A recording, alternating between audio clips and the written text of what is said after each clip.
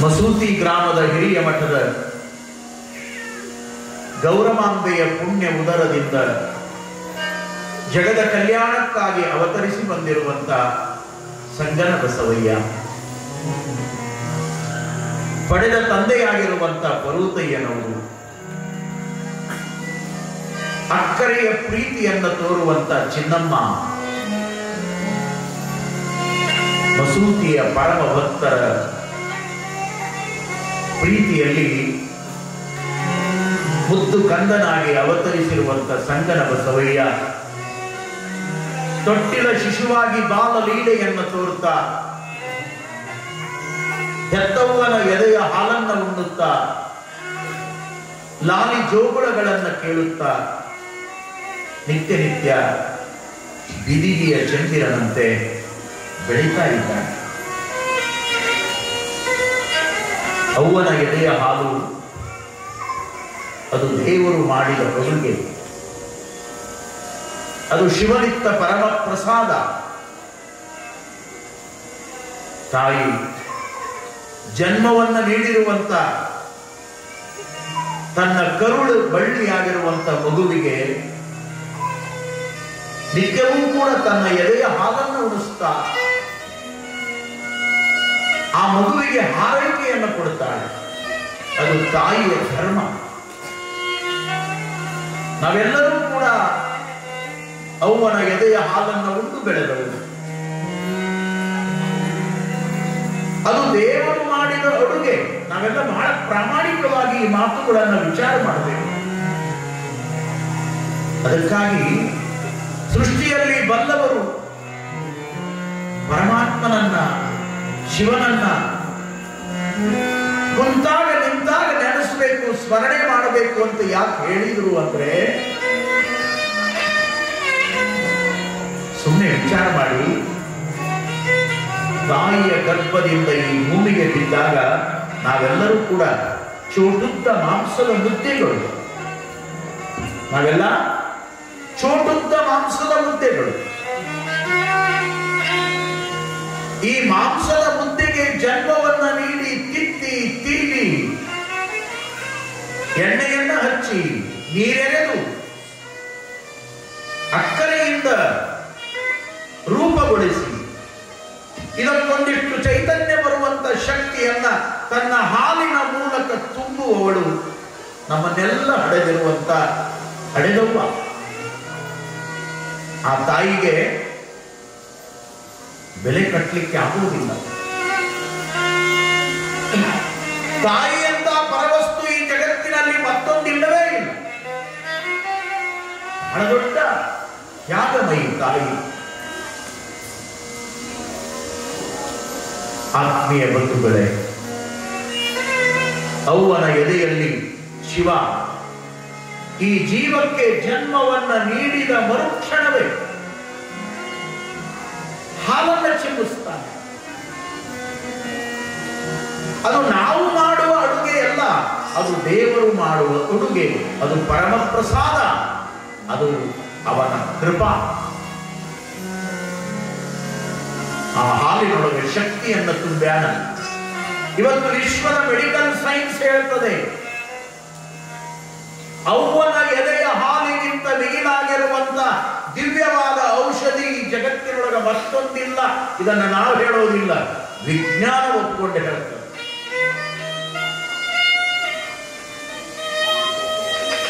ಆ ಮಾತು ನಿಜವಾಗಿಯೂ ಸತ್ಯ. ಅದು ಎಷ್ಟು ಸಿಹಿಯಾಗಿರಬೇಕು, ಒಗರಾಗಿರಬೇಕು, ಉಷ್ಣವಾಗಿರಬೇಕು, ಎಷ್ಟು ತಿಳುವಾಗಿರಬೇಕು, ಎಷ್ಟು ಬಿಸಿಯಾಗಿರಬೇಕು, ಇದೆಲ್ಲದನ್ನು ಕೂಡ ದೇವರು ಅವ್ವನ ಎದೆಯೊಳಗೆ ನಿರ್ಮಾಣ ಮಾಡಿ ಆ ಮಗುವಿನ ಆರೋಗ್ಯ ಕೆಡದಂತೆ ಪರಮ ಪ್ರಸಾದವನ್ನು ಕೊಡ್ತಾನಲ್ಲ, ಅವನನ್ನು ಎಷ್ಟು ಕೊಂಡಾಡಿದ್ರು ಕಡಿಮೆ ಅದ. ಯಾಕೆ? ಹುಟ್ಟಿದಾಗ ಒಂದು ವೇಳೆ ಅವ್ವನ ಎದೆಯೊಳಗೆ ಹಾಲು ಬರದೇ ಹೋದ್ರೆ ಹುಟ್ಟಿದ ಮಗು ಬಿಕ್ಕಿ ಬಿಕ್ಕಿ ಸತ್ತು ಹೋಗ್ತದೆ. ವರ್ಷಾನುಗಟ್ಟಲೆ ಅವ್ವನ ಎದೆಯ ಹಾಲು ಅಮೃತವಾಗ್ತದೆ, ಪ್ರಸಾದವಾಗ್ತದೆ. ಈ ದೇಹಕ್ಕೆ ರಕ್ತವಾಗ್ತದೆ, ಶಕ್ತಿ ಆಗ್ತದೆ, ಎಲುವನ್ನು ಗಟ್ಟಿಗೊಳಿಸ್ತದೆ. ಇದರೊಳಗಿರುವಂತ ಅರಿವನ್ನ ಜಾಗೃತಗೊಳಿಸುತ್ತದೆ. ಇದು ಸೃಷ್ಟಿಯ ಧರ್ಮ. ಅದಕ್ಕಾಗಿಯೇ ಅಪ್ಪ ಬಸವಣ್ಣನವರು 12ನೇ ಶತಮಾನದೊಳಗೆ ಅವ್ವನ ಎದೆಯ ಹಾಲು ಕೂಡ ಅದು ಹೇಗೆ ಮಗುವಿಗೆ ಬಳಕೆಯಾಗಬೇಕು ಅನ್ನುವುದನ್ನು ಕೂಡ ವಚನದೊಳಗೆ ಬರಲಾರ. ಎಂತ ಸೂಕ್ಷ್ಮ ಜ್ಞಾನಿಗಳು ಅವರೆಲ್ಲ. ಬಹಳ ಸುಂದರವಾಗಿರುವಂತ ವಚನ. 3-4 ಉದಾಹರಣೆಗಳನ್ನು ಕೊಟ್ಟು ಈ ಮಾತನ್ನ ಅಪ್ಪ ಅವರು ಹೇಳ್ತಾರೆ. ಒಲೆ ಹತ್ತಿ ಉರಿದಡೆ ನಿಲ್ಲಬಹುದಲ್ಲದೆ, ಧರೆ ಹತ್ತಿ ಉರಿದಡೆ ನಿಲ್ಲಬಹುದೇ, ಏರಿ ನೀರುಂಬಡೆ ಬೇಲಿಕೆಯ ಮೇವಡೆ, ನಾರೆ ತನ್ನ ಮನದಲ್ಲಿ ಕಳುವಡೆ, ತಾಯಿಯ ಮೊಲೆ ಹಾಲು ನಂಜಾಗಿ ಕೊನುವಡೆ. ಇನ್ನಾರಿಗೆ ದೂರಲಿ ಕೂಡಲ ಸಂಗಮ ದೇವ. ಎಷ್ಟು ಚಂದ ಹೇಳ್ತಾರೆ.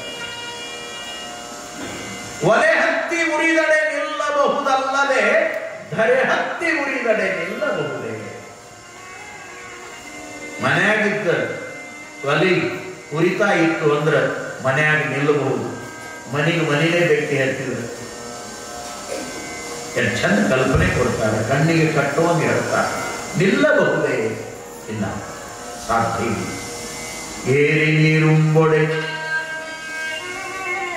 ಚಲೋ ತೋಟ ಮಾಡಿರಿ, ಕಬ್ಬು ಹಚ್ಚಿರಿ, ಬಾಳೆ ಹಚ್ಚಿರಿ, ತೆಂಗು ಹಚ್ಚಿರಿ, ಹೋಗುವ ಸಲುವಾಗಿ ಮೋರಿ ಮಾಡಿರಿ. ಯಾಕೆ? ಬೆಳೆ ಬದುಕಬೇಕು, ಫಲ ಕೊಡಬೇಕು. ನೀರನ್ನ ತೆಗೆದುಕೊಂಡು ಹೋಗುವಂತ ಮೋರಿಗಳೇ ಹೋಗುವ ನೀರನ್ನ ಕುಡಿಲಿಕ್ಕೆ ಶುರು ಮಾಡಿದರೆ ಏರಿ ನೀರು ಒಡೆ. ಬೇಲಿ ಕೇಯಿಯ ಮೇವಡೆ. ಹೊಲದೊಳಗಿರುವ ಬೆಳೆ ಹಾಳಾಗಬಾರದು ಅಂತ ನೀವು ರೈತರು ಹೊಲದ ಸುತ್ತ ಬೇಲಿ ಹಚ್ತೀರಿ. ದನ ಕರುಗಳು ಬರಬಾರದು, ಬೆಳೆದ ಬೆಳೆಯನ್ನು ತಿನ್ನಬಾರದು, ಬೆಳೆಗಳು ಹಾಳಾಗಬಾರದು. ನೀವು ಬೇಲಿ ಹಚ್ಚಿ ಮನೆಗೆ ಬಂದ ಮೇಲೆ ನಮ್ಮ ಗ್ರಾಮೀಣ ಭಾಗದೊಳಗೆ, ಹಳ್ಳಿಯೊಳಗ ಇದನ್ನ ರೂಢಿ ಮಾತಾಗಿ, ಗಾದೆ ಮಾತಾಗಿ ಬಳಸ್ತಾರೆ. ಬೇಲಿನ ಎತ್ತು ಹೊಲ ಮೇಯ್ದ್ರೆ ಏನು ಮಾಡ? ಬೇಲಿನ ಮೇಯ್ದ್ರೆ ಕಳ್ಳ ಮೇಲೆ ಹಿಡಿಯೋನು. ಎಷ್ಟು ಚಂದ ಬರ್ತಾರಲ್ಲ. ಬೇಲಿ ಕೈಯ ಮೇವಡೆ. ಕೈಯ ಅಂದ್ರೆ ಬೆಳೆ. ಹಳೆಗನ್ನಡದೊಳಗೆ ಕೈಯ ಮೇವಡೆ. ನಾರಿಯು ತನ್ನ ಮನದಲ್ಲಿ ಕಳುವಡೆ. ಯಾವುದೋ ವಸ್ತುವನ್ನ ತಗೊಳ್ಳೋದೊಂದು ಬೇರೆ ಅದ, ಮನಸ್ಸಿನಿಂದ ಕಳುವು ಮಾಡೋದೊಂದು ಬೇರೆ. ಮನಸ್ಸಿನೊಳಗೆ ವಂಚಕ ಭಾವನೆಯನ್ನಿಟ್ಟುಕೊಂಡು, ದುರ್ವಿಚಾರಗಳನ್ನಿಟ್ಟುಕೊಂಡು, ದುರ್ಬುದ್ಧಿಯನ್ನಿಟ್ಟುಕೊಂಡು, ಇನ್ನೊಬ್ಬರ ಬಗ್ಗೆ ಕೆಟ್ಟದಾಗಿರುವಂತ ಆಲೋಚನೆ ಮಾಡ್ತಾ ಇನ್ನೊಬ್ಬರಿಗೆ ಏನೇನೋ ಆಗಲಿ ಅನ್ನುವಂತ ಆಲೋಚನೆ ಮಾಡುವುದು ಕೂಡ ಅದು ಮನಸ್ಸಿನ ಕಳ್ಳತನ. ಮನಸ್ಸಿನ ಕಳ್ಳತನ. ಇನ್ನೊಬ್ಬರನ್ನು ಕಂಡು ಈರ್ಷೆ ಮಾಡುವುದು, ಇನ್ನೊಬ್ಬರನ್ನು ಕಂಡು ಸಹಿಸಿಕೊಳ್ಳದಂತೆ ಹೊಟ್ಟೆ ಕಿಚ್ಚಿಕೊಡುವುದು, ಇನ್ನೊಬ್ಬರ ಬಗ್ಗೆ ಅಲ್ಲಸಲ್ಲದ ಆರೋಪ ಮಾಡುವುದು, ಇದೆಲ್ಲವೂ ಕೂಡ ಮನಸ್ಸಿನಿಂದ ನಡೆಯುವಂತ ಕಳ್ಳತನದ ಅಪರಾಧಗಳು. ಮನುಷ್ಯ ಇಷ್ಟು ಸೂಕ್ಷ್ಮ ಬದುಕಬೇಕಲ್ಲ ಈ ಜಗತ್ತಿನೊಳಗೆ. ನೋಡಿ ಎಷ್ಟು ಚಂದ ಹೇಳ್ತಾರೆ ಅಪ್ಪ ಅವರು. ನಾರಿ ತನ್ನ ಮನದಲ್ಲಿ. ಅದಕ್ಕೆ ಇನ್ನೊಂದು ರೀತಿಯ ಅರ್ಥನೂ ಕೊಡಕ್ಕೆ ಬರ್ತದ. ನಾರಿ ತನ್ನ ಮನೆಯಲ್ಲಿ. ಎರಡು ಹೇಳಬಹುದು. ಮನೆಯಾಗಿದ್ದವರು ಮತ್ತು ಮನೆಯಿಂದ ತುಡುಗು ಮಾಡಕ್ಕೆ ಶುರು ಮಾಡಿದ್ರೆ ಇನ್ನು ಕಳ್ಳರನ್ನೇ ಹುಡುಕೋರು. ಬಂದ, ಅವತ್ತೇನೋ ಚಲೋ ಲಾಭ ಆಗಿತ್ತು, ಶರ್ಟ್ ಬಿಚ್ಚಿ ಬಾತ್ರೂಮ್ಗೆ ಹೋದ. ಹೋಗಿ ಬರೋದಕ್ಕೆ ಕಟ್ ಪಾಕೆಟ್ ಮಾಡಿದ್ರು. 50,000ದಾಗ 10,000 ಹೆಂಗ್ ಸೇರ್ತಾರೆ ಗೊತ್ತಿಲ್ಲ. ಇದ್ವಲ್ಲ, ನನಗೇನು ಗೊತ್ತ್ರಿ? ಮತ್ತೆ ಎಲ್ಲಿ ಕೇಳ್ಬೇಕು ನಾವು? ಏನಂತೀಯ ಬದುಕು ಮುರಾಗಟ್ಟಿ ಹೀಗೆ ಎತ್ತೋ ಕಂಪ್ನಿ ಬಹಳ ಅದ ಜಗತ್ನಾಗ, ನೀವಲ್ಲ ಮತ್ತೆ ನಿಮ್ಮ ಸುದ್ದಿ ಅಲ್ಲ. ಸೋಮ ಎತ್ತೋರು ಸುದ್ದಿ ಹೇಳ್ತೀನಿ. ನಾರಿ ಕಳುವಡೆ ಮನದಲ್ಲಿ ಮನೆಯಲ್ಲಿ ಹೆಂಗೆ ಮನೆ ಉದ್ಧಾರ ಆಗ್ತಾವೆ? ಆಗಲ್ಲ. ಇನ್ನೂ ಕೆಲವು ರೈತರ ಮನೆಯಾಗ ಪಾಪ ನೀಟ್ಟು ಹೊಟ್ಟಿರ್ತಾರ, ಇವರು ಕೆಳಗ ತೂತು ಮಾಡಿ ಮಾಡಿ ಸುರಿಸಿದ್ರೆ ಸುರಿಸಿದ್ ನಾವು ಹಂಗೆ ಕೆಳಗೆ ಹೋಗಿರ್ತಾವ. ಸುಗ್ಗಿ ಮುಗಿಯೋದ್ರಾಗ ಮುಚ್ಚಿಲ ಖಾಲಿನ, ಹೌದಲ್ಲ? ಗೊತ್ತಿಲ್ಲದ ನಡೀತಾವ ಇವೆಲ್ಲ. ಮನಸ್ಸಿನೊಳಗೂ ಕೂಡ ಕಲುಷಿತ ಭಾವನೆ ಇರಬಾರದು. ಈ ಮಾತು ಹೇಳಿ ಮುಂದಿನ ಮಾತು ಹೇಳ್ಯಾರ ಅಪ್ಪ ಅವರು, ತಾಯಿಯ ಮೊಲೆ ಹಾಲು ನಂಜಾಗಿ ಕೊಡುವಡೆ. ನಂಜು ಅಂದ್ರೆ ವಿಷ, ಪಾಯ್ಸನ್. ಅವ್ವ ತನ್ನ ತೋಳ್ತಕ್ಕೆಯಲ್ಲಿ ಮಗುವನ್ನು ಎತ್ತಿಕೊಂಡು ಇನ್ನೊಬ್ಬರ ಕೆಟ್ಟವರ ದೃಷ್ಟಿ ಬೀಳಬಾರದು ಅಂತ ಸೆರಗನ್ನ ಮರೆಮಾಚಿಕೊಂಡು ತನ್ನ ಎದೆಯ ಹಾಲನ್ನು ಉಳಿಸುವಾಗ ತನ್ನ ಮನಸ್ಸಿನೊಳಗೂ ಕೂಡ ಕೆಟ್ಟದ್ದನ್ನು ವಿಚಾರ ಮಾಡಬಾರದು. ಯಾವ ತಾಯಿ ಮನಸ್ಸಿನೊಳಗ ಕೆಟ್ಟ ವಿಚಾರಗಳನ್ನು ತುಂಬಿಕೊಂಡು ಹಾಲನ್ನು ಕುಡಿಸ್ತಾಳೋ ಆ ಹಾಲು ಮಗುವಿನ ಮೇಲೆ ಕೆಟ್ಟದ್ದನ್ನೇ ಪರಿಣಾಮ ಮಾಡುತ್ತದೆ. ಜೈಸಾ ಕಾವೆ ಅನ್ನ ವೈಸಾ ಹೋವೆ ಮನ್. ನೀ ಹೆಂಗ ತಗೋತೀರಿ ಹಂಗ ನಿನ್ನ ರಕ್ತ, ನಿನ್ನ ಬುದ್ಧಿ, ನಿನ್ನ ಮನಸ್ಸು, ನಿನ್ನ ಭಾವನೆ, ನಿನ್ನ ಬದುಕು. ಅದಕ್ಕೆ ನಮ್ಮವ್ರು ಏನು ಮಾಡಿದ್ರು ಅಂದ್ರ, ಅನ್ನವಾಗಿ ತಗೋಬೇಡ, ಅನ್ನವನ್ನ ಶಿವನ ಪ್ರಸಾದವಾಗಿ ತಗೋ, ನೀನು ಪ್ರಸನ್ನವಾಗಿ ಬದುಕಾಕ ಬರ್ತದನ್ನುವ ತತ್ವವನ್ನು ಕೊಟ್ಟದ್ದು ಲಿಂಗಾಯತ ಫಿಲಾಸಫಿ, ಬಸವಾದಿ ಶರಣು. ಪ್ರಸಾದಸ್ತು ಪ್ರಸನ್ನತಃ, ಪ್ರಸಾದದಿಂದ ಪ್ರಸನ್ನತೆ, ಆನಂದ, ಮನೋನಿಗ್ರಹ, ಮನಸ್ಸಿನ ವಿಕಾರಗಳನ್ನು ತಡೆಯುವ ಶಕ್ತಿ ಬಂದ. ಅದಕ್ಕಾಗಿ ಅವ್ವ ಹಾಲನ್ನು ಕುಡಿಸುವಾಗ ಶಿವನಾಮ ಸ್ಮರಣೆಯನ್ನ ಮಾಡಬೇಕು. ಶರಣರನ್ನ, ಸಂತರನ್ನ, ಮಹಾತ್ಮರನ್ನ, ಸಿದ್ಧಲಿಂಗ ಶಿವಯೋಗಿಗಳನ್ನ ಸ್ಮರಣೆ ಮಾಡ್ತಾ ಯಾವ ತಾಯಿ ಮಗುವಿಗೆ ಹಾಲು ಕುಡಿಸ್ತಾಳೋ ಆ ಮಗು ನಿಜವಾಗಲೂ ಕೂಡ ಜೀವನದೊಳಗ ಉತ್ತಮ ಮನಸ್ಸಿನೊಳಗ ಉತ್ತಮ ದಾರಿಯೊಳಗೆ ಸಾಗುತ್ತದೆ. ಆ ಮನಸ್ಸು ಬರುವುದು ಸಾಮಾನ್ಯ ಅಲ್ಲ. ಇವತ್ತೇನು ಪ್ರವೀಣ್ ಕುಮಾರ್ ಐಕ್ಯನಾಗಿ ಹೋದ, ಆತನ ಬಗ್ಗೆ 4-6 ಜನ ಆತ್ಮೀಯರು ನನ್ನ ಮುಂದೆ ಮಧ್ಯಾಹ್ನ ಮಾತಾಡಿದ್ರು. ಯಪ್ಪ ಬಹಳ ಚಲೋ ಹುಡುಗರಿ, ಅವ ಎಷ್ಟು ಮುಕ್ತ ಇದ್ದ ಅಂದ್ರ, ಏ ಪ್ರವೀಣ ಇಲ್ಲಿ ಬಾರೋ ಅಂತ ಕರೆದ್ರ ಬಂದು ಮಗಳನ್ನ ನಿಂದಿರ್ತಿದ್ದ. ನಿಂತಾವ ಏನ್ರಿ ಅಂತ ಕೇಳ್ತಿದ್ದಿಲ್ಲ, ಹೋಗು ಅನ್ನೋ ತರ ಹೋಗ್ತಿದ್ದಿಲ್ಲ, ಅಷ್ಟು ಮುಕ್ತ ಅಂತಾರ. ಅಂದ್ರೆ ಪರಿಶುದ್ಧ ಮನಸ್ಸು ಉಳ್ಳವರಿಗೆ ಇಂಥ ಭಾವನೆ ಚಟುವಟಿಕೆಗಳಿರ್ತಾವ. ಅದು ಎಲ್ಲರಿಗೂ ಬರಕ್ ಸಾಧ್ಯ ಇಲ್ಲ. ಹಾಗಾಗಿ ತಾಯಂದಿರು ಹಾಲನ್ನ ಕುಡಿಸುವಾಗ ಸಂಗನ ಬಸವರ ಈ ಲೀಲೆಯೊಳಗ ಇಡೀ ಮನುಕುಲ ಉದ್ಧಾರವಾಗುವಂತ ತತ್ವಗಳು ಸಿಗುತ್ತಾವ. ಗೌರವಾಂಬೆ ನಿತ್ಯವೂ ಸ್ನಾನ ಮಾಡಿಸಿ ಹಣೆಗೆ ಶ್ರೀ ವಿಭೂತಿಯನ್ನ ಧಾರಣೆ ಮಾಡಿ ಅಂಗದ ಮೇಲೆ ಲಿಂಗ, ಆ ಲಿಂಗಕ್ಕೊಂದಿಷ್ಟು ವಿಭೂತಿಯನ್ನು ಧರಿಸಿ ಆ ಲಿಂಗವನ್ನೇ ಆ ಸಂಗನ ಹಣೆಗೆ ಸ್ಪರ್ಶ ಮಾಡಿ ನಾಮಸ್ಮರಣೆಯ ಮೂಲಕ ಹಾಲನ್ನು ಕುಡಿಸ್ತಾ ಅಕ್ಕರೆಯಿಂದ ಸಂಗನ ಬಸವಯ್ಯನನ್ನ ಅವ್ವ ಬೆಳೆಸ್ತಾ ಇದ್ದಾರೆ.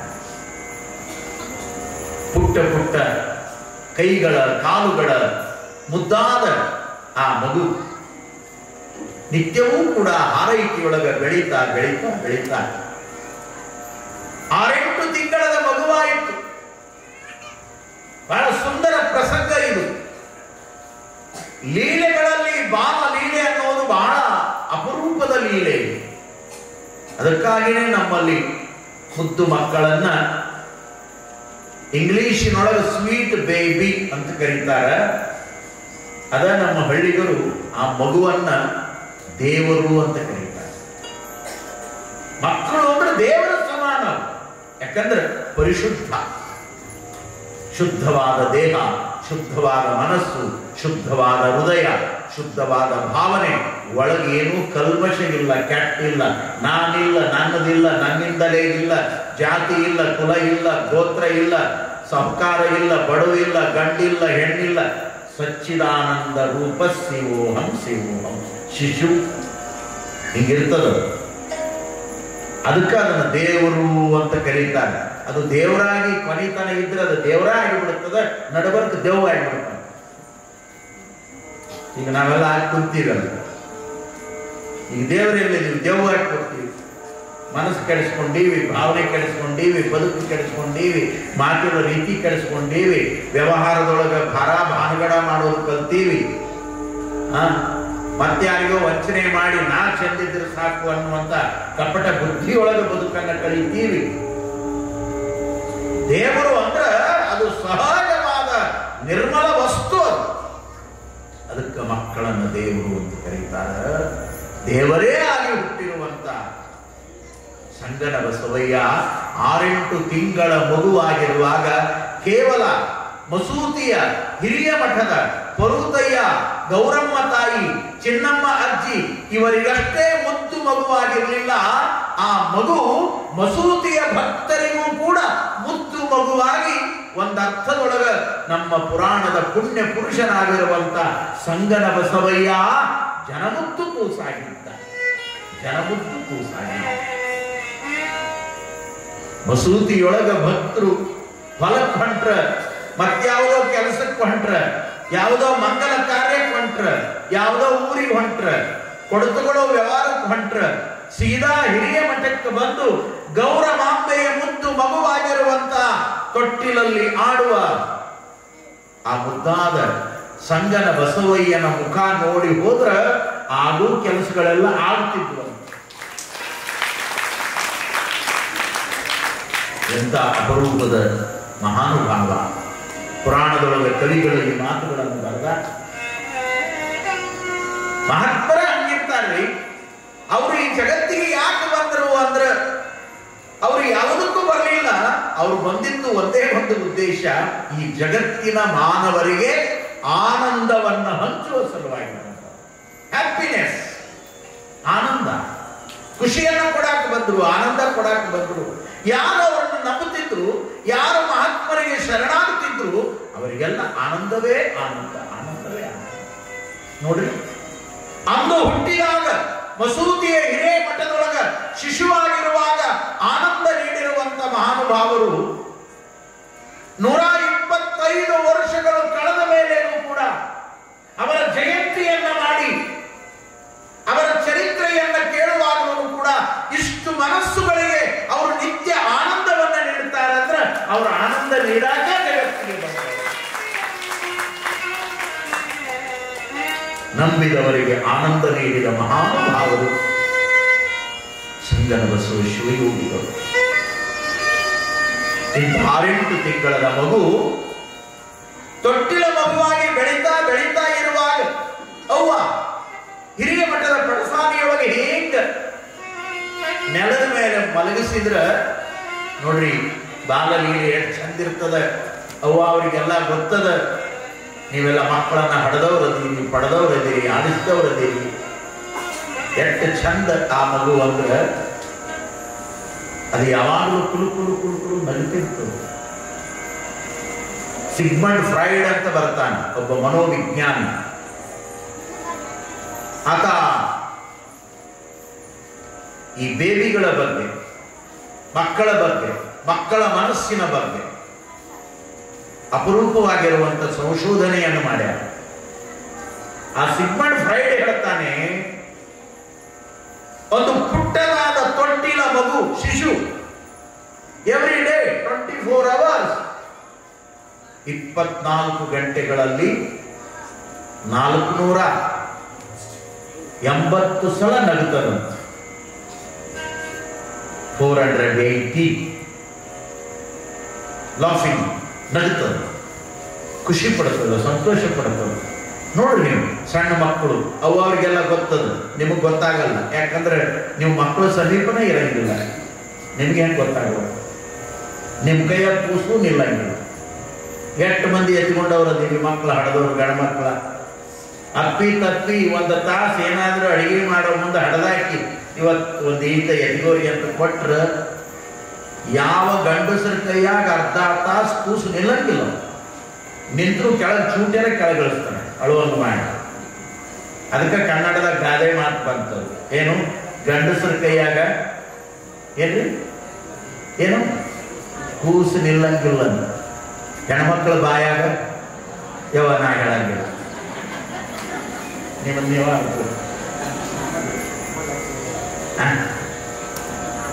ಏನಾದ್ರೂ ಪಬ್ಲಿಸಿಟಿ ಆಗಬೇಕು ಅನ್ನಂಗಿದ್ರೆ ತಂಗಿ ಯಾರ ಮುಂದೆ ಹೇಳ್ಬೇಡ ಇಟ್ಟಂತ ಹೇಳ್ರಿ. ನೀವು 13 ಗಂಟೆ 1000 ಮುಂದೆ 1000 ಮಂದಿ ಮುಂದೆ ಹೋಗಿ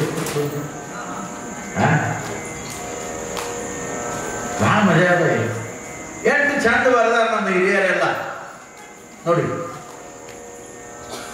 ಅವ್ರಿಗೆ ಗೊತ್ತದ ಆ ಮಗು ತೊಟ್ಟಲ್ದಾಗ ಮಲಗಿರ್ಲಿ, ಕೆಳಗೆ ಮಲಗಿರ್ಲಿ, ಅವನ ಮಕ್ಕಳು ವರ್ಷಿನ ಮ್ಯಾಗ ಮಲಗಿರ್ಲಿ, ಅದು ಕಣ್ಣು ಮುಚ್ಚಿ ನಿದ್ದೆ ಮಾಡುವಾಗಲೂ ಕೂಡ ತುಟಿಗಳನ್ನ ಹೇಗೆ ಅಗಲಿಸಿ ಚಂದ ನಗುತ್ತಿರ್ತದ. ಅದಕ್ಕೆ ಮುಗುಳ್ನಗೆ ಅಂತ ಕರೀತಾರೆ. ಅದು ಒಂದು ರೀತಿಯೊಳಗ ಆ ಮಲ್ಲಿಗೆಯ ಮೊಗ್ಗು ಹೀಗ ಅರಳುವಾಗಿ ಎಷ್ಟು ಆನಂದವಾಗಿ ಅರಳುತ್ತದಲ್ಲ, ಅದು ಚಂದ. ಮಕ್ಕಳು ನಗೋದು ನಗೋದು ನಗೋದು, ಅವು ನಗುತ್ತಿರ್ತಾವೆ. ಅವು ಹೇಗೆ ತುಟಿ ಮಾಡ್ತಿರ್ತಾಳೆ, ಹಿಂಗೆ ಕೆನ್ನೆ ಮುಟ್ತಿರ್ತಾಳೆ, ಖುಷಿ ಪಡ್ತಿರ್ತಾಳೆ. ನೋಡ್ರಿ, ಶಿಶುವಾವಸ್ಥೆ, ಶಿವನಾವಸ್ಥೆ, ಶಿವಲೀಲೆ, ಬಾಲಲೀಲೆ, ಆ ವಯಸ್ಸಿನಾಗ ನಗುತ್ತಾ ನಗುತ್ತಾ ನಗುತ್ತಾ 480 ಸಲ ಒಂದು ದಿವಸದಾಗ ಒಂದು ಸಲ ನಗಂಗಿಲ್ಲ, ಬಿಟ್ಕೊಂಡು ಕುಂದ್ರು ಕೆಲವು. ಅದಕ್ಕೆ BP ಶುಗರ್ ಹೆಚ್ಚಾಗಿದೆ. ಮಕ್ಕಳು ಕೇಳಿ, ಕೆಲವೊಂದು ಇಟ್ಟು ಬಿಟ್ಕೊಂಡು ಕೂತಿರ್ತಾವ್ರಿ. ನೀವು ದುನಿಯಾ ಹೇಳಿ ಅವು ಬಿಟ್ಕೊಂಡ ಕೂತಿರ್ತಾವ. ಅವ್ರು ಹೆಂಗ್ ಕೂತಿರ್ತಾವ ಅಂದ್ರೆ ಕೊನೆಗೆ ಗಾಡಿ ಕುಂದಿರ್ಸ್ತಾರ.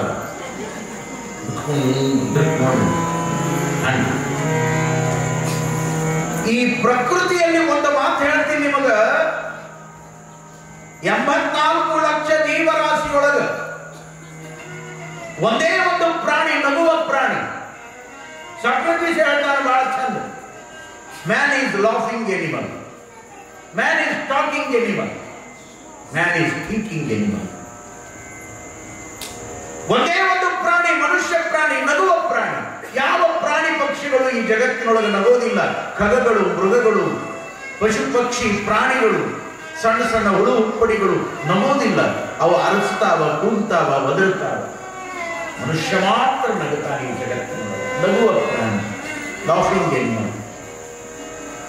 ಆ ವಾಕ್ಯದೊಳಗೆ ಮ್ಯಾನ್ ಈಸ್ ಲಾಫಿಂಗ್ ಎನಿಮಲ್. ಆ ಲಾಫಿಂಗ್ ಅನ್ನುವಂತ ಆ ಇಂಗ್ಲಿಷಿನ ಪದವನ್ನು ತೆಗೆದು ಬಿಟ್ರೆ ಮ್ಯಾನ್ ಈಸ್ ಓನ್ಲಿ ಎನಿಮಲ್. ಗೊತ್ತಾರಿಕ್ವಲ್, ಎರಡು ಒಂದೇನೆ. ನಗದೇ ಇರುವ ಮನುಷ್ಯ ಪ್ರಾಣಿ ಬೇರೆ ಬೇರೆ ಅಲ್ಲ, ಎರಡು ಒಂದೇನೆ. ನಗುಬೇಕು. ಅದಕ್ಕೆ DVG ಬರೆದ್ರು, ನಗು ಈ ಪ್ರಕೃತಿಯ ಧರ್ಮ, ನಗುವು ಸಹಜದ ಧರ್ಮ. ನಗುತ್ತ ನಗಿಸುತ್ತ ನಗುತ್ತ ಬಾಳುವುದು ಇದು ನಿಜವಾದ ಧರ್ಮ. ಇದೇ ವರವನ್ನು ಕೊಡುವಂತ ಬೇಡ್ಕೊಂಡ ನಾ ಪುಣ್ಯಾತ್ಮ. ನಗಬೇಕು ಮನುಷ್ಯ, ಆರೋಗ್ಯ ಚೆನ್ನಾಗಿರ್ತದ, ಮನಸ್ಸು ಚೆನ್ನಾಗಿರ್ತದ, ಭಾವನೆಗಳು ಚೆನ್ನಾಗಿರ್ತಾವ. ಮತ್ತು ನಗಬೇಕು ಅಂತ ತಿಳ್ಕೊಂಡು ಎಲ್ಲರ ಹಾದ್ಯಾಗ ಬೀದ್ಯಾಗ ಹೋಗೋ ಮುಂದೆ ಹುಚ್ಚರು ನಕ್ಕೋತ ಹೆಂಗ ಅಡ್ಡಾಡ್ತಾರಲ್ಲ, ಹಂಗೆ ನಕ್ಕೋತ ಹೊಂಟ್ರ ಅಕ್ಕಪಕ್ಕದಲ್ಲಿ ಇದ್ದವರಿಗೆ ಚಿಂತೆ ಶುರುವಾಗ್ತದೆ. ಯಾಕಂದ್ರೆ ಇದು ವಿಚಿತ್ರ ನಗಾಗ್ತದೆ. ಧಾರವಾಡಕ್ಕೆ ಹೋಗ್ಬೇಕು, ಬೆಂಗಳೂರಿಗೆ ಹೋಗ್ಬೇಕು, ಹಂಗೂ ನಗುವಾಗ ನಗಬೇಕು. ಕನ್ನಡದಲ್ಲಿ ಒಬ್ಬ ಕವಿ ಬಹಳ ಚಂದ ಬರದಾನ್ರಿ, ಹಸನ ಘನವೆಂದು ಮಸಣದಲ್ಲಿ ನಗಬೇಡ. ಎಷ್ಟು ಚಂದ ಶಬ್ದ. ಹಸನ ಅಂದ್ರೆ ನಗು, ಹಸನ ಘನವೆಂದು ಮಸಣದಲ್ಲಿ ನಗಬೇಡ. ಮಣ್ಣು ಎಲ್ಲ ಅತ್ಕೋತ ಮಣ್ಣು ಕೊಡೋ ನಾಲ್ಕರ ಮಳ್ಳ ಅಂತ. ಎಲ್ಲಿ ನಗಬೇಕು ಅಲ್ಲಿ ನಗಬೇಕು. ನಗುಬೇಕು ಜೀವನದೊಳಗೆ. ಇಡೀ ದಿನದ ಒತ್ತಡಗಳನ್ನ ಕಡಿಮೆ ಮಾಡ್ಕೋಬೇಕು ಅಂದ್ರೆ ನಗುತ್ತಿರ್ಬೇಕು, ಖುಷಿ ಪಡಬೇಕು, ಮಕ್ಕಳ ಜೊತೆ ಆಡಬೇಕು, ಮನೆಯೊಳಗ ಸರಸದಿಂದ ಜೀವನ ಮಾಡಬೇಕು. ದಾಂಪತ್ಯ ಧರ್ಮ ಇರೋದು ಅದಕ್ಕಾಗಿ. ಮನೆಯೊಳಗಿರುವ ಮಡದಿಯರ ಜೊತೆಯಲ್ಲಿ ಸರಿಯಾದ ಮಾತನ್ನ ಮಾತಾಡಿ ನಗಬೇಕು. ಅವ್ರು ನೀವು ಕೂಡ ಮಾತಾಡಿ ನೀವು ನಗಬೇಕು. ಕೌಟುಂಬಿಕ ಒತ್ತಡದೊಳಗನ ಯಾಕರ ಜೀವನ ಮಾಡ್ತೀವೋ ಯಪ್ಪ ಅನ್ನುವಂಗೆ ಇರಬಾರ್ದು. ಅದು ಜೀವನವೇ ಅಲ್ಲ. ಹ್ಯಾಪಿನೆಸ್, ಖುಷಿ, ಸಂತೋಷ, ನಗುತ್ತ. ಆ ನಗು ನಗುತ್ತಿತ್ತು. ಆ ಮಗುವನ್ನ ನೋಡಿ ಆ ಮಸೂತಿ ಗ್ರಾಮದ ಭಕ್ತರಿಗೆ ಪರಮಾನಂದ ಆಗ್ತಿತ್ತಂತ ಆಗುವ ಕಾರ್ಯಗಳೆಲ್ಲ ಆಗ್ತಿತ್ತು. ಈಗಿರುವಂತ ಮಗು ಈಗ ಅಂಗಾತ ಮಲಗಿಸಿದ್ರ ಹೇಗೆ ತಿರುಗಿ ಹೊಟ್ಟೆಯನ್ನ ನೆಲಕ್ಕೆ ಹಚ್ಚಿ ಎರಡೂ ಕೈಗಳನ್ನ ಭೂಮಿಗೆ ಒತ್ತಿ ಎದೆಯನ್ನ ಮೇಲೆತ್ತಿ ಹೇಗ ಸರಿಲಿಕ್ಕೆ ಶುರುವಾಯಿತು. ಅದಕ್ಕೆ ತೆವಳೋದು ಅಂತ ಕರೀತಾರೆ. ನಾವು ನೀವೆಲ್ಲ ಹಂಗ ಬೆಳೆದೀವಿ. ಮಗು ಹಿಂಗ ಮುಂದೆ ಸರಿತದ ತೆವಳುತ್ತದ. ಹಡೆದವ್ವ ಗೌರಮಾಂಬೆಗೆ ಆನಂದ ಆಗ್ತದೆ. ಅತಿ ಒಳಗಿರುವ ಚಿನ್ನಮ್ಮಜ್ಜಿಯನ್ನು ಕರೆದು ಗೌರಮ್ಮ ತಾಯಿ ನೋಡ್ರಿ, ನಮ್ಮ ಮಗು ಸಂಗನ ಬಸವಯ್ಯ ಮುಂದಕ್ಕೆ ಸರಿಯುವಂತಾದ, ಇನ್ನೇನು ಬೆಳೀತಾ ಇದ್ದಾನೆ ನನ್ನ ಮಗು ಅಂತ ಹಡೆದ ತಾಯಿ ಹಿರಿ ಹಿಕ್ಕಿ ಆನಂದ ಪಡ್ತಾ ಇತ್ತು. ಅವರಿಗಲ್ಲದೆ ಯಾರಿಗಾಗ್ತದೆ ಈ ಆನಂದ? ಈ ರೀತಿಯ ಖುಷಿಯಲ್ಲಿ ಬೆಳೀತಾ ಇರುವಾಗ ಸಂಗನ ಬಸವಯ್ಯ ಹಿರಿಯ ಮಠದ ಪ್ರಾಂಗಣದೊಳಗ ಪಡಸಾಲೆಯೊಳಗ ಅಂಬೆಗಾಲಿಟ್ಟು ಓಡಾಡುವಂಗಾದ.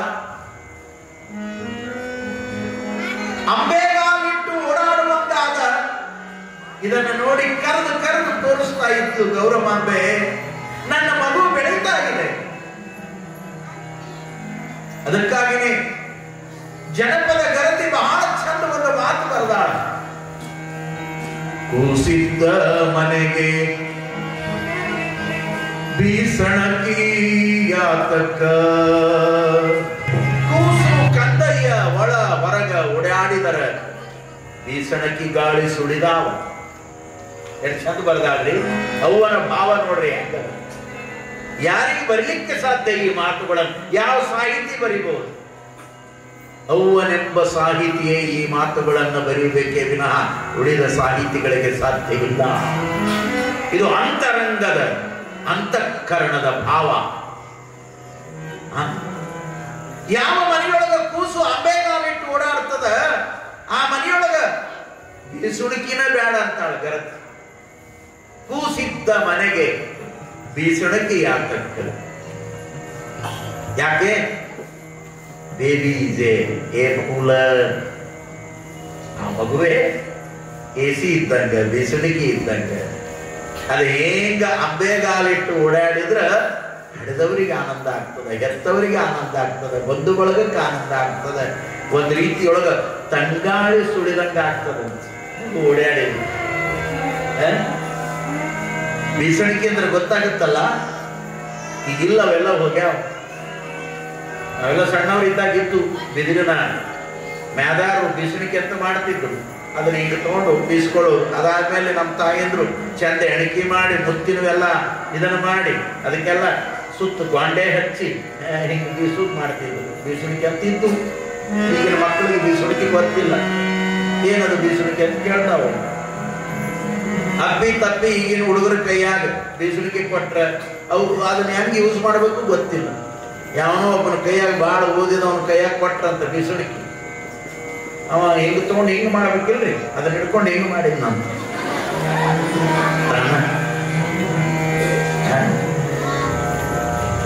ಬೀಸ್ಕೊಂಡ್ರೆ ಗಾಳಿ. ಹಂಗ ಸಂಗನ ಬಸವಯ್ಯ ಅಂಬೆಗಾಲಿಟ್ಟು ಓಡಾಡುವಾಗ ಬೀಸಣಿಕೆ ಗಾಳಿ ಸುಳಿತಾವ. ಎತ್ತವ್ವನಿಗೆ ಆನಂದ, ಪರಮಾನಂದ. ಮಗು ಬೆಳೀತಾ ವರ್ಷದ ಮಗುವಾಗಿ ಹಿಂಗೆ ಎದ್ದು ನಿಲ್ಲೋದು, ಬೀಳೋದು, ಗೋಡೆ ಹಿಡಿಯೋದು, ನಡೆಯೋದು.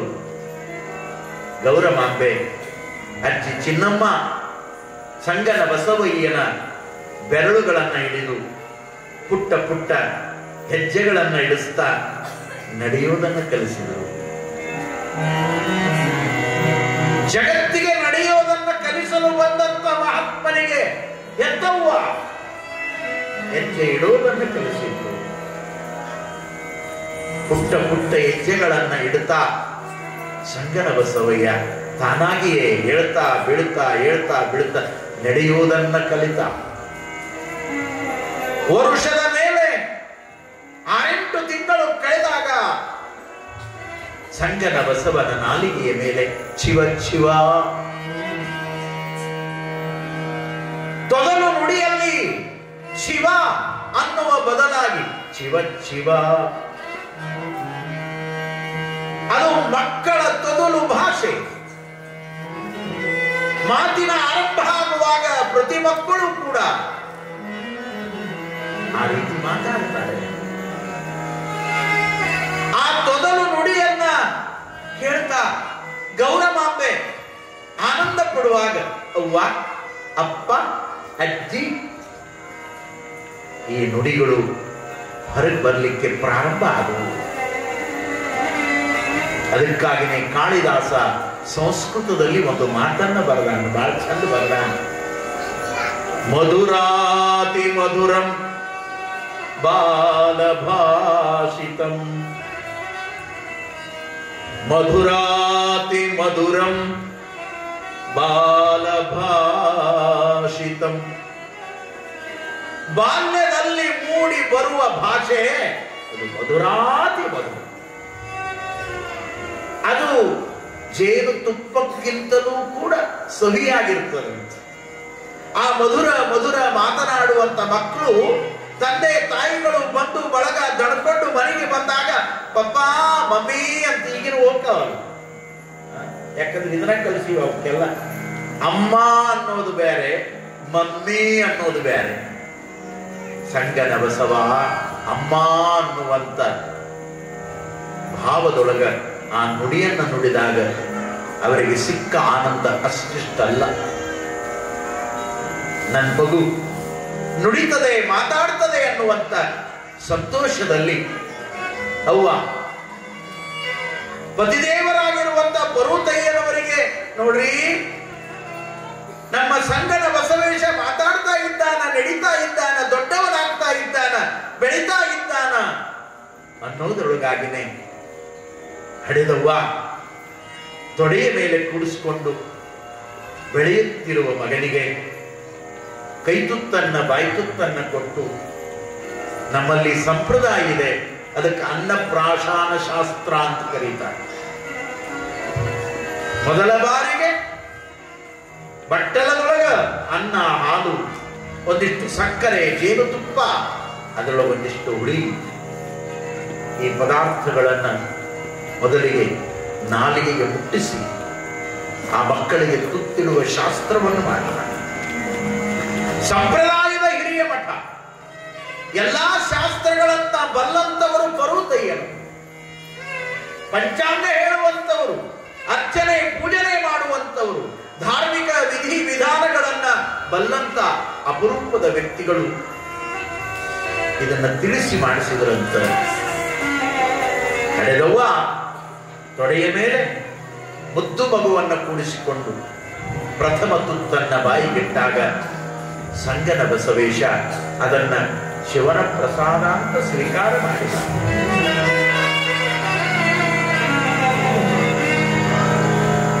ಸುಮ್ಮನೆ ತುತ್ತಿಡ್ಲಿಲ್ಲ. ನಮ್ಮ ಹಿರಿಯ ತಾಯಂದಿರು ಮಕ್ಕಳನ್ನ ತೊಡೆಯ ಮೇಲೆ ಕೂಡಿಸಿಕೊಂಡು ಬಾಯೊಳಗ ತುತ್ತಿಟ್ಟು ಊಟ ಮಾಡಿಸುವಾಗ ಮಕ್ಕಳ ತಲೆಯ ಮೇಲೆ ಕೈ ಆಡಿಸ್ತಾ ಮಕ್ಕಳಿಗೆ ಹರಕೆ ಕೊಡ್ತಿದ್ರು, ಹಾರೈಕೆ ಕೊಡ್ತಿದ್ರು. ನಮ್ಮ ಜನಪದ ಗರತಿ ತನ್ನ ಮಗು ಏನಾಗಬೇಕು ಅನ್ನುವುದನ್ನ ಒಂದು ತ್ರಿಪದಿಯೊಳಗೆ ಬಹಳ ಚಂದ ಹೇಳ್ಯಾರ. ಆಚಾರ್ಯಕರ ಸಾರು ನೀತಿಗೆ ಪ್ರಭುವಾದು, ಮಾತಿನಲ್ಲಿ ಚೂಡ ಮಣಿಯಾದು, ಮಾತಿನಲ್ಲಿ ಚೂಡ ಮಣಿಯಾದು ನನ್ನ ಕಂದ, ಜ್ಯೋತಿ ಆಗೋ ನೀ ಜಗಕ್ಕೆಲ್ಲ.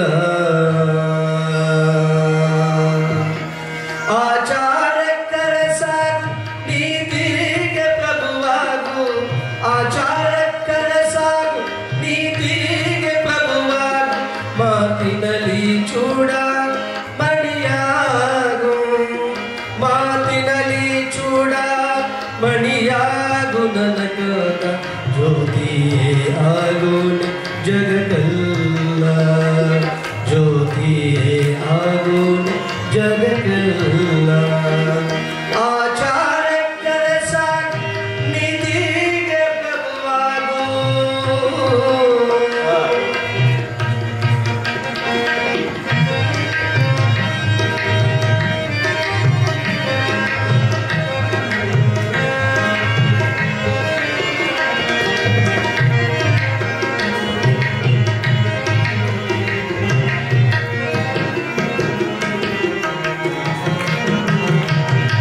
ನಯಬೇಕು ನುಡಿಯಲ್ಲಿ ಭಯಬೇಕು ನಡೆಯಲ್ಲಿ ನಯಬೇಕು ನುಡಿಯಲ್ಲಿ ಭಯಬೇಕು ನಡೆಯಲ್ಲಿ ದಯಬೇಕು ಸಕಲ ಜೀವನಲಿ ದಯಬೇಕು ಸಕಲ ಜೀವನಲಿ ಕಂದಯ್ಯ ಲಯಬೇಕು ಶಿವನ ನೆನೆವಲ್ಲಿ ಲಯಬೇಕು ಶಿವನ ನೆನೆವಲ್ಲಿ ಆಚಾರಕ್ಕರ ಸಾಕು ನೀತಿಗೆ ಪ್ರಭುವಾಗು ಮಾತಿನಲ್ಲಿ ಚೂಡ ಮಣಿಯಾಗು ಮಾತಿನಲ್ಲಿ ಚೂಡ ಮಣಿಯಾಗು ನನಗಾದ ಜ್ಯೋತಿಯಾಗು ಜಗತ್ತಲ್ಲ ಜ್ಯೋತಿಯಾಗು ಜಗತ್ತಲ್ಲ